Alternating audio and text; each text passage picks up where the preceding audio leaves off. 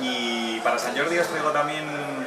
otra recomendación, que sería la última novela de Ray Loriga. Ya sabéis que el año pasado ganó el premio Alfaguara con Rendición y este año ha vuelto a sacar otra novela que se llama Sábado Domingo.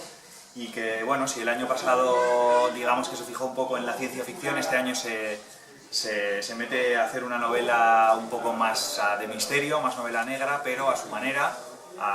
y tratando un poco este género tan en boga con un poco de ironía. La novela está ambientada en dos momentos, uno a finales de los 90, o a principios de los 90, perdón, y otro en la actualidad. Y el narrador primero narra desde la adolescencia y después ya desde la edad adulta, y nos cuenta un misterio que tiene lugar una noche con su amigo el chino, que es un poco bandarra, y bueno, y con una misteriosa chica a la que no se sabe muy bien qué ha pasado hasta el final de la novela, que no os voy a desvelar. Y os animo a leerla porque, bueno, tiene destellos de las primeras novelas de Ray Loriga, está muy bien escrita como siempre y es muy divertida y se lee muy bien.